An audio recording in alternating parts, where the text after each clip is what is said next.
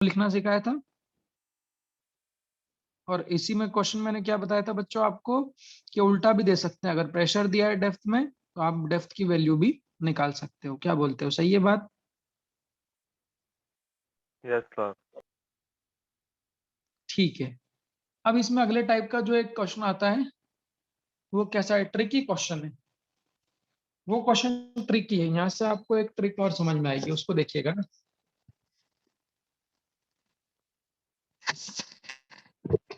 कल ये देखो, ये बच्चा कल मुझसे कल एक बच्चे से मेरी बात हुई, न्यू स्टूडेंट था ये, वेद। इसके मन में कोई सवाल था। वो सवाल अगर बाकी आप लोगों के मन में भी किसी के मन में हो तो उसको मैं कंसिडर करता हूँ। देखिए क्या सवाल होता है। जैसे कल इसने एनसीईआरटी देखी खोल के, ये बच्चा एनसीईआरटी पढ़ रहा था, तो कुछ शब्द इसको ऐसे मिले एनसीईआरटी में जो इसने नहीं सुने थे, या कुछ एग्जाम्पल ऐसे मिले जो इसने नहीं सुने। फ्लूइड्स चैप्टर की बात कर रहा हूँ। तो देखो एनसीईआरटी जो है वो एक बहुत ही टफ लैंग्वेज की बुक है।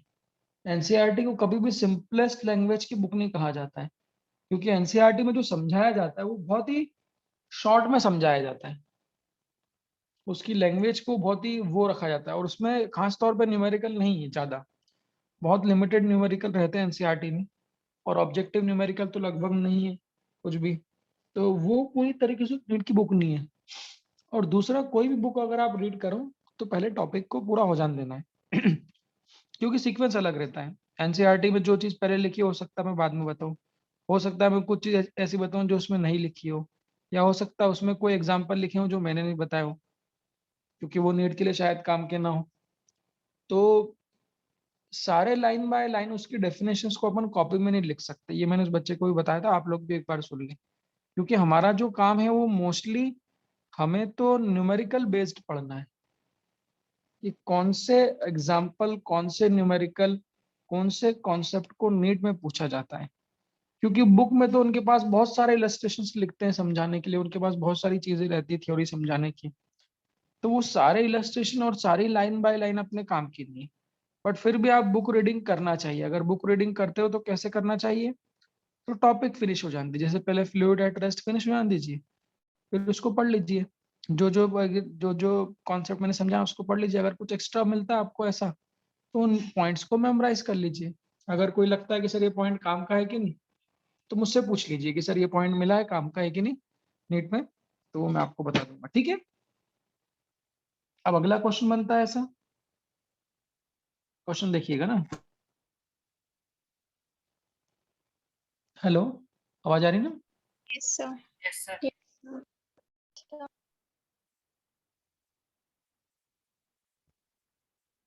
हम्म।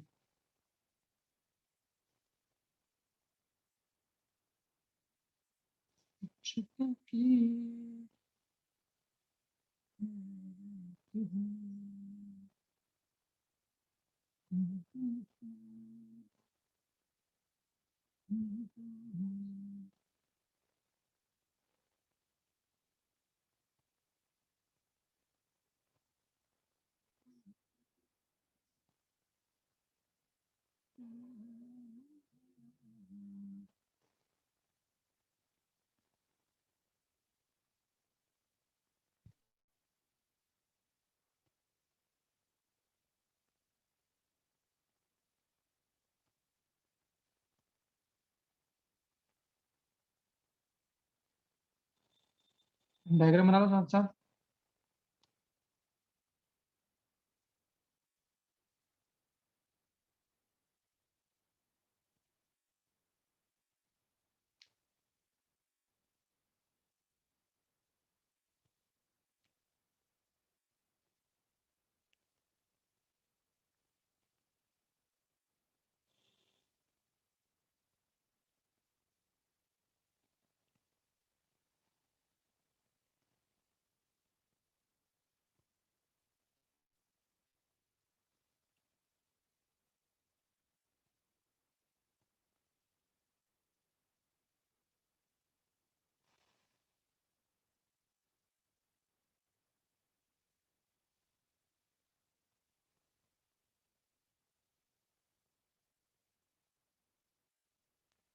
अब ये वाला क्यों बेटा वेद, ये वाला एग्जांपल दिया था ना, डिफरेंट शेप ऑफ लिक्विड में प्रेशर लिखना वहां पे, वो मैं आज बताने वाला। क्यों बेटा वेद, आपने कल जो फोटो भेजा उसमें दिया था ना ये वाला एग्जाम्पल, वेद मौजूद है कि नहीं यहाँ पे?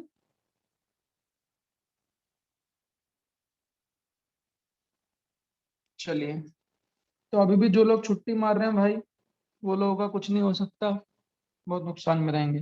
Three same liquid are filled in different shapes of container as shown in the figure, find.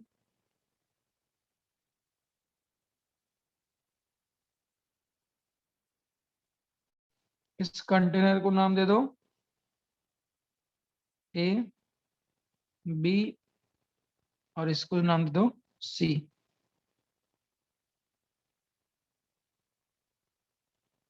Arrange the pressure in decreasing order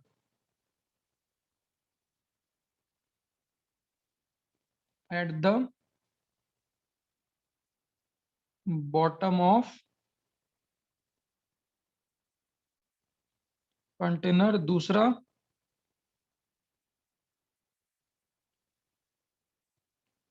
arrange the force in decreasing order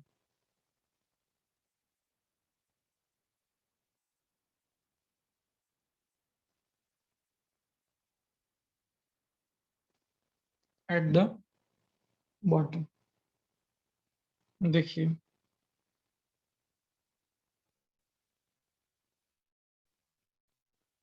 ये हमारे क्वेश्चन है, क्वेश्चन लिख लीजिए।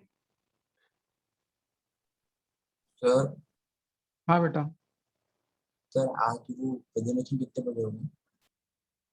आज आप लोग तैयार रखना, मैं आपको बताऊंगा। एक्चुअली आज मेरे फादर का ऑपरेशन है, मैंने आपको बताई थी ना कल, एक संभावना हो सकता है। आज मेरे फादर का ऑपरेशन है, तो मोस्ट प्रोबेबली मैं हॉस्पिटल में रहूं, तो शायद ना हो आज। और कल उनको छुट्टी कब देते हैं, मतलब उस हिसाब से मैं आपको अपडेट करूंगा। अभी एक दिन का बीच में ये होल्ड रखना पड़ेगा अपने को। तो उनका ऑपरेशन है कान का। हाँ,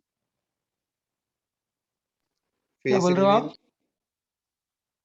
हाँ, वो करेंगे ना यार, अभी अभी थोड़ा अभी इसका काम तो निपटा लें ऑपरेशन का। हालांकि मेरे को उम्मीद नहीं थी कि आज हो आज नहीं जाएगा। होगी।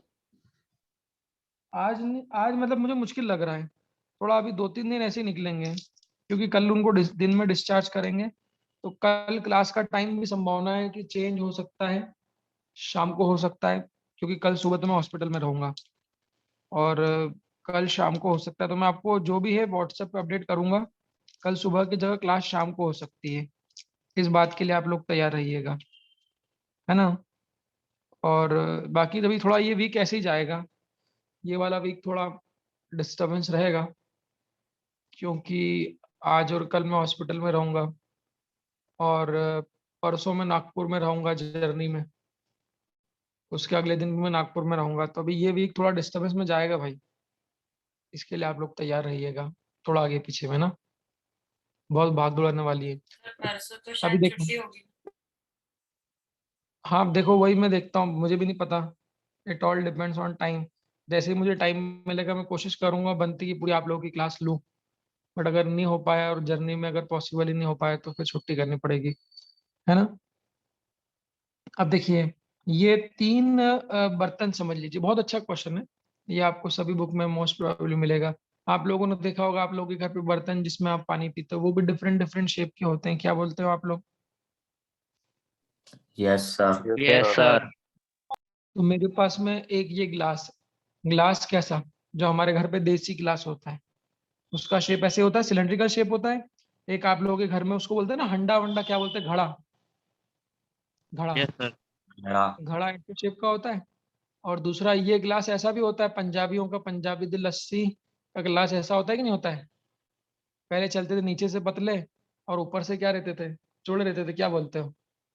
Yes sir. तो क्या करना है, क्या करना है, एक काम करिए, तीनों ग्लास में सेम, अब सेम लिक्विड का मतलब जरूरी नहीं है वाटर, कोई सा भी लिक्विड ले लो। क्या ले लो, दूध ले लें, दूध, दूध पीना है।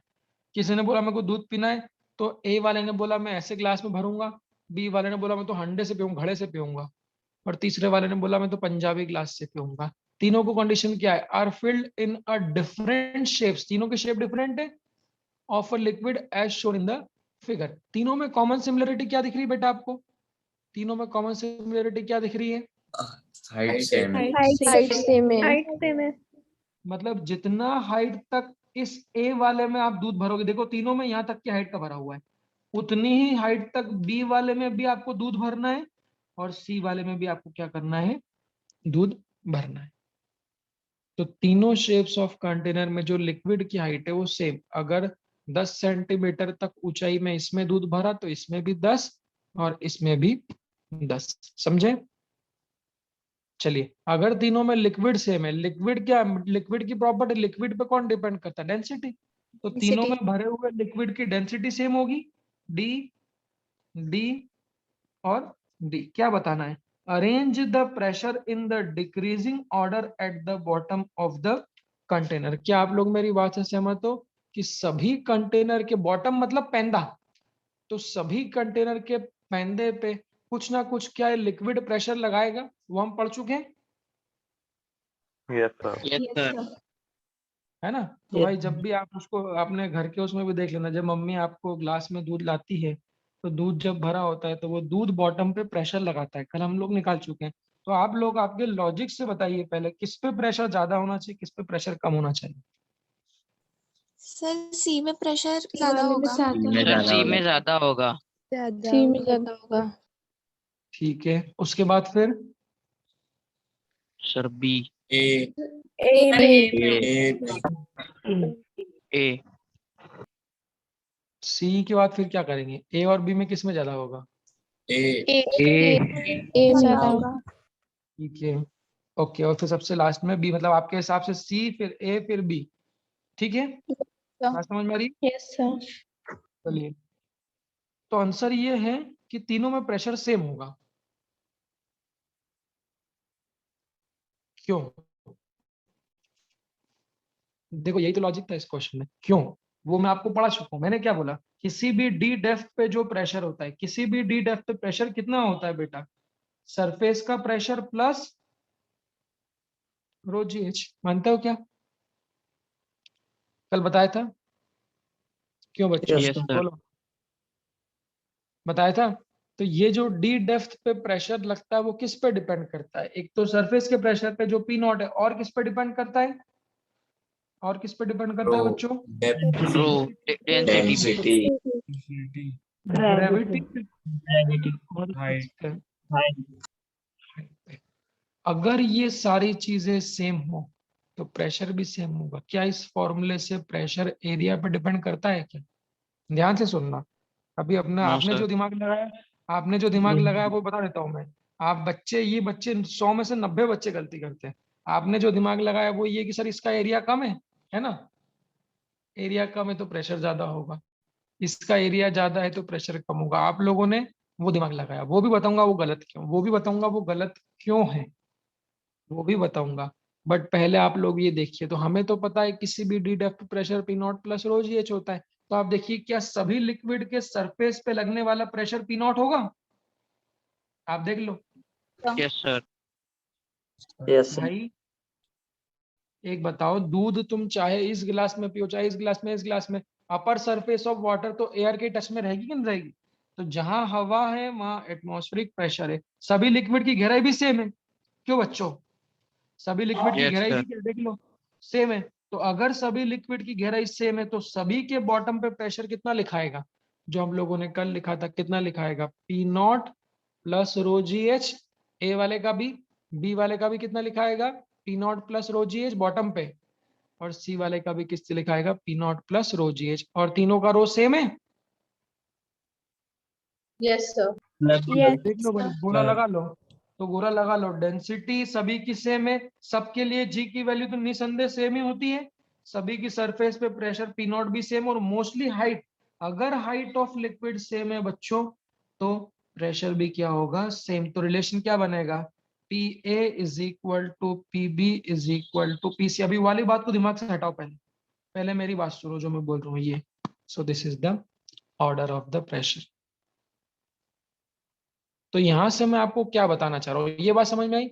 यहां से मैं आपको क्या बताना चाह रहा हूँ कि pressure at any depth it is independent of shape. क्या शेप पे डिपेंड कर रहा है क्या? चाहे घड़ा हो, No. चाहे सिलेंडर हो, चाहे कौन हो, बिल्कुल नहीं। हम तो फॉर्मूले को ही सही मानेंगे भाई। तो फॉर्मूला कह रहा है कि किसी भी डी डेप्थ पे प्रेशर शेप पे डिपेंड नहीं करता, एरिया इस पे डिपेंड नहीं करता, वो किस पे डिपेंड करता है? सिर्फ हाइट, डेंसिटी, सरफेस के प्रेशर पे। तो यहाँ पे लिख दूं, यहाँ पे क्या लिखूंगा? Pressure at any depth is बच्चों क्या? Independent of, Independent of area. नहीं नहीं, एरिया नहीं, एरिया नहीं, independent of shape of container, ऐसा लिखो।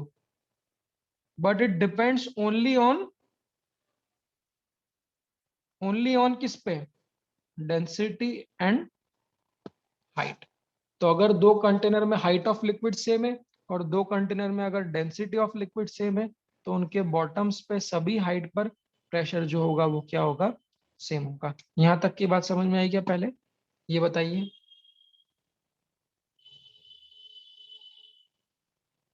यहां तक की बात समझ में आई? ये बताइए। Yes sir. हाँ, अब आप लोगों के मन में सवाल आ रहा होगा, सर आप तो आपने तो बचपन से हमने यही पढ़ा है कि pressure inversely proportional to area होता है। तो हाँ, वो बात भी आपकी गलत नहीं है। अब सुनो, तो पॉइंट क्या है? प्रेशर का दूसरा फॉर्मूला क्या होता है? ये तो हाइट, ये फॉर्मूला तो किसके टर्म्स में? डेप्थ के टर्म्स में, हाइट के टर्म्स में। प्रेशर का दूसरा फॉर्मूला क्या होता है? फोर्स अपॉन एरिया, मानते हो? Yes sir. तो यहाँ से सुनो, यहाँ से आपको ये दिख रहा होगा कि pressure inversely proportional to area, दिख रहा है? Yes sir. बट ऐसा कब होता बच्चों? ऐसा कब होता? जब फोर्स सेम हो। क्या बोलते हो? Pressure inversely proportional to area बात गलत नहीं है, बट वो बात कब मान्य होती? वो बात मान्य कब होती? जब फोर्स की वैल्यू क्या होती? सेम होती। अगर फोर्स सेम होता तब आप क्या बोलते? Pressure inversely proportional to area है। समझे? तो अभी तक बचपन में हम लोग क्या इस चीज को गौर ही नहीं करते थे, हम लोग इस पर ध्यान ही नहीं देते हैं। हम तो हमेशा यही बोलते हैं pressure inversely proportional to area है। वो बात सही है, बट वो कब होती? जब फोर्स सेम होता। अभी यहाँ पे देखिए, तो यहाँ पर क्या हमें क्या पता? क्या बॉटम पर लगने वाला सभी का फोर्स सेम होगा? ऐसा आपको पता है क्या? No sir. नहीं सर। तो ध्यान रखिएगा मेरी बात। क्या तो प्रेशर लिखना हो तो हाइट के टर्म्स में चेक करो, not equal to force upon area, क्योंकि यहाँ पर फोर्स सेम नहीं है। लिख देता हूँ हियर, फोर्स कहां पर? Eight the bottom is not same, therefore we cannot say that the pressure is inversely proportional to area. Area. तो ध्यान दीजिएगा, प्रेशर लिखना हो तो हाइट और डेंसिटी से चेक करिए। हाँ, दूसरे वाले क्वेश्चन में तो पूछा ही मैंने क्या है? दूसरे वाले क्वेश्चन में क्या पूछा है मैंने? Arrange the force in decreasing order at the bottom, मतलब बॉटम पे लगने वाला जो फोर्स होगा, फोर्स कौन लगाएगा? क्या लिक्विड फोर्स लगाएगा पूरे बॉटम पे? क्या बोलते Yes हो? sir. तो बॉटम पे लगने वाला बच्चों जो फोर्स होगा, उस फोर्स को अपने को अरेंज करना है कि ए पे ज्यादा होगा कि बी पे ज्यादा होगा कि सी पे ज्यादा होगा। अभी हमने क्या पता कर लिया कि चूंकि तीनों की हाइट सेम है तो प्रेशर ए बी सी के बॉटम पे क्या होगा? सेम। तो अब फोर्स निकालने के लिए आप इस फॉर्मूले को यूज कर सकते हो बच्चों। क्या बोलते हो? प्रेशर तो हमने हाइट के टर्म्स में निकाल लिया, फोर्स इस फॉर्मूले से निकाल सकते हो। कैसे निकालोगे फोर्स? तो pressure is equal to, pressure अगर into force upon area. Area है तो फोर्स इज इक्वल टू लिख सकता हूं प्रेशर इनटू एरिया। ये एक नई चीज सिखाऊंगा, देखना आपको। ये लिख दिया, ये तो आप जानते हो। अब मेरे को बताइए, क्या फोर्स प्रोपोर्शनल टू एरिया कब होगा? जब प्रेशर सेम होगा। जब प्रेशर प्रोपोर्शनल सेम होगा। ये चीज सीखो, शायद आप लोग पता नहीं जानते हो कि नहीं जानते हो। मान लो ऐसा लिखा हुआ है, अभी क्या 9th क्लास में तो बताते नहीं है। 9th क्लास में तो वो ऐसे ही लिख देते हैं कि हाँ लो चलो pressure inversely proportional to area और ये। मान लो मैंने लिखा A is equal to B upon C, ऐसा लिख दिया। कोई भी quantity A is equal to क्या लिखा बच्चों, B अपॉन C। तो मैं बोलूं A प्रोपोर्शनल टू B, दिख रहा है यहाँ से A Yes, proportional sir. To B, but Yes, ऐसा sir. कब होगा, ऐसा कब होगा जब जब C C कांस्टेंट सेम है। होगा। जब सी C उसी same होगा। इन जब C कांस्टेंट, अगर C कांस्टेंट नहीं है तो A प्रोपोर्शनल टू B नहीं होगा। ऐसे ही मैं बोलूंगा, अगर ऐसा लिखूंगा A inversely proportional to C भी है यहाँ से, बट ऐसा तो कब B होगा जब, कांस्टेंट होगा। B जब बी constant सेम होना होगा। चाहिए। अभी अभी हम लोगों ने स्टीफन्स लॉ और ये सब पढ़ा है। जैसे मैंने स्टीफन्स लॉ का फॉर्मूला ये लिखा बालिका बच्चों, ऐसा। तो Yes, मैं sir. आपसे बोलूं क्या प्रेशर प्रोपोर्शनल टू टेम्परेचर की पावर 4 होगा, तो आप नहीं कह सकते, नहीं हो भी सकता है ना हो। सोचो, अगर एरिया डिफरेंट है, मान लो अगर एरिया डिफरेंट है तो क्या मैं ऐसा लिख सकता हूँ क्या, सिर्फ ओनली No. नहीं। No sir. No sir.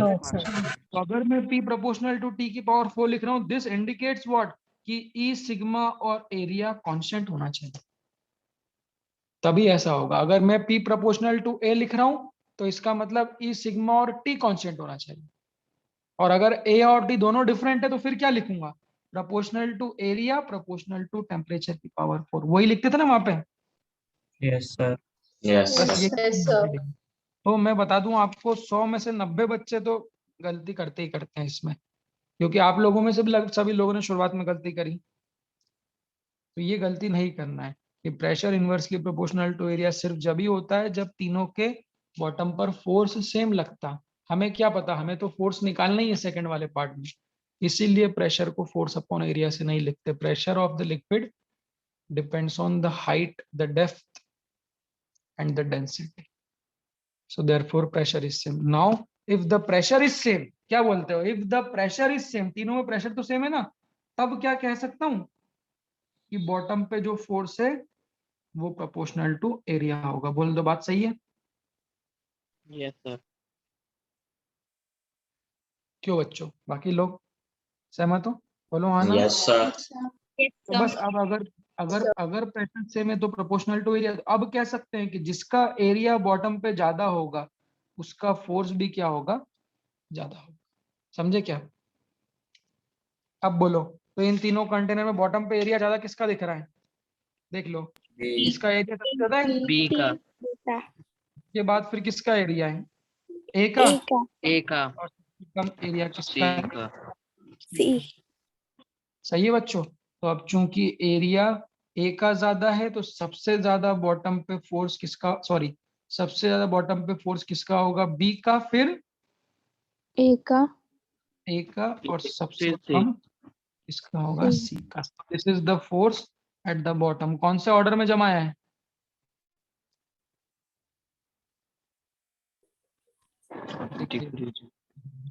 देख लीजिए, बात समझ में आई?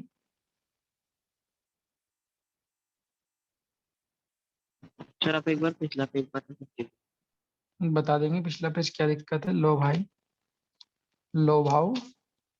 सर आपने ये क्वेश्चन के पहले कुछ लिखा है क्या? नहीं भाई, सर इससे भी पहले वाला दिखाइए। इससे भी पहले लो भाई,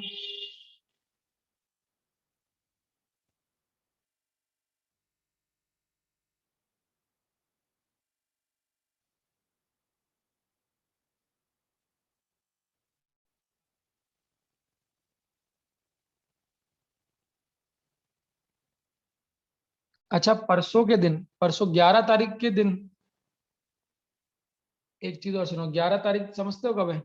आज 8 है, 9 10 Saturday. 11, सैटरडे। तो 11 तारीख को may be it is possible कि हम लोग मुलाकात करें, क्योंकि आप लोगों को से मेरी मुलाकात भी नहीं हुई, और आप लोग, और मैं भी चाहता हूं कि आप लोगों से मिलूं, और आप भी चाहते होंगे।